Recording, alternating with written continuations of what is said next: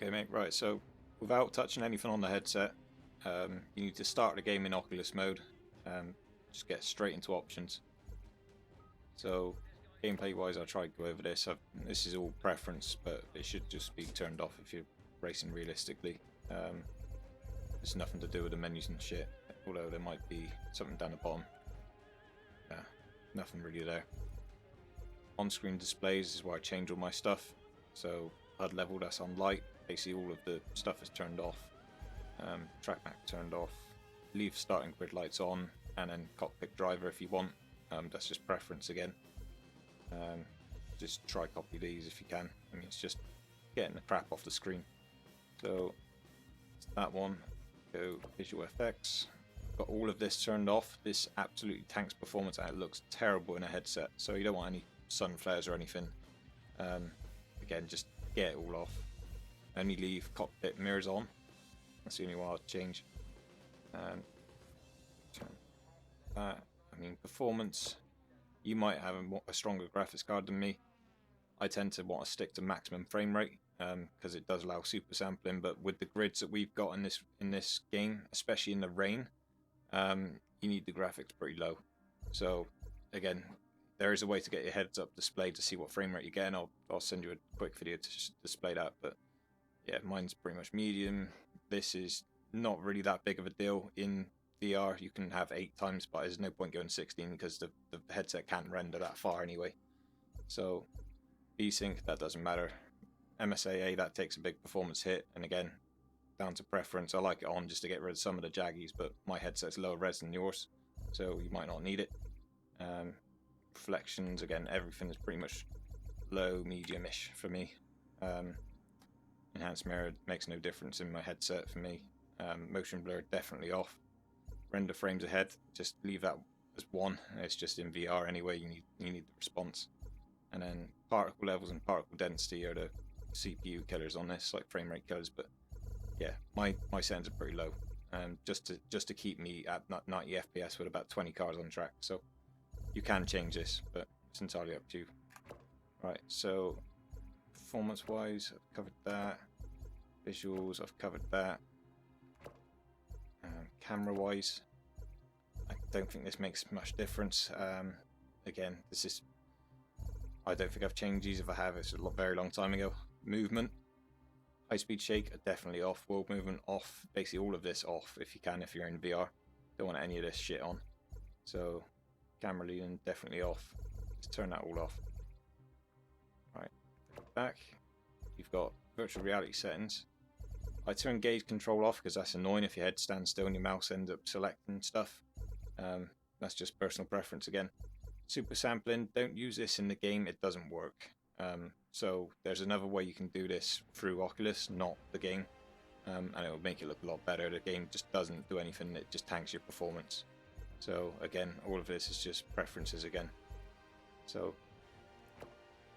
I think that's it, to be honest. And audio wise, obviously audio device, select your headset and then just do what you want with this stuff.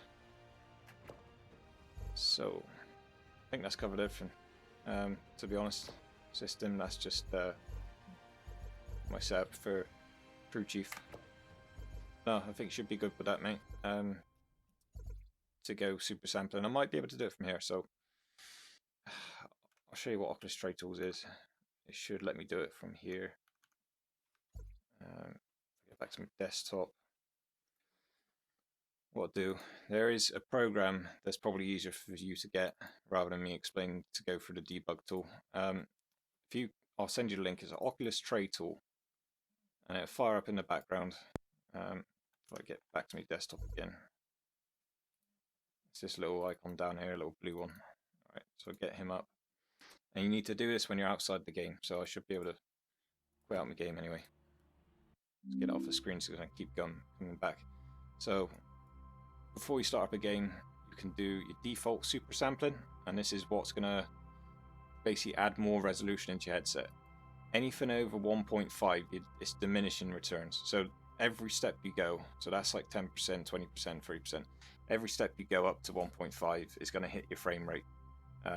So, I mean, if you're racing in a low grid situation and it's not a night race and it's not in the rain, you may be able to run 1.5 comfortably and stick at 80 FPS.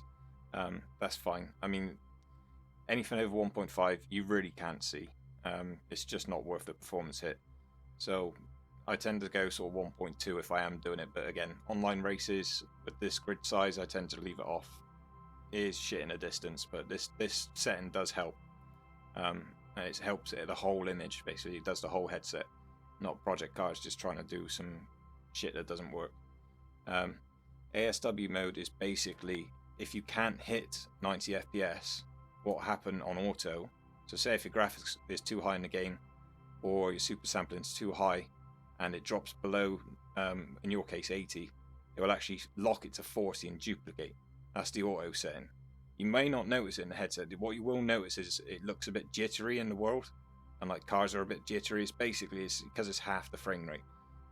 You don't want that, just for comfort size and for the actual immersion side. You don't want to stick to your maximum frame rate. You can turn it off. This is what I would do. Just play around with your game settings. Turn this off.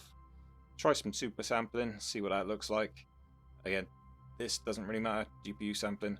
What you do want to do, turn off Oculus Home if you're not using it. So Oculus Homeless, you can do this. That saves a bit of performance. Save run that crap that you're never going to use.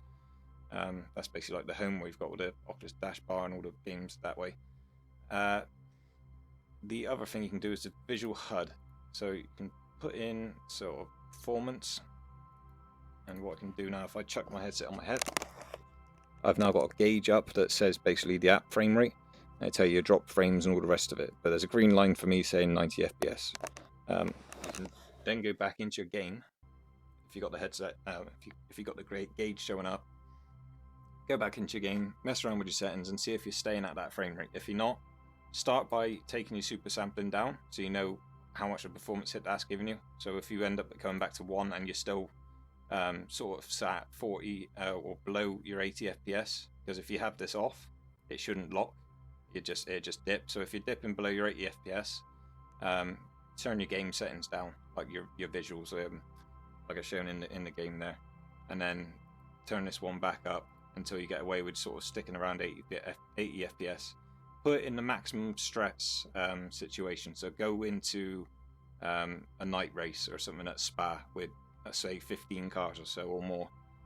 That's pretty taxing on the computer, and you basically you're going to have to just do it a few times and then see how much you can actually squeeze out your computer. But this super sampling, if you just want to make the image clearer and you think you've got the headroom, just whack it up to 1.3, 1.4, even 1.5. Just don't go any higher than that, mate. You can try it, but honestly, if you're looking at your performance, it's just not worth it for the visual increase you get.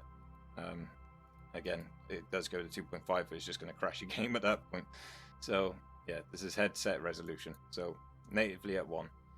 So give it a go, see how you get on, and I hope it helps, mate.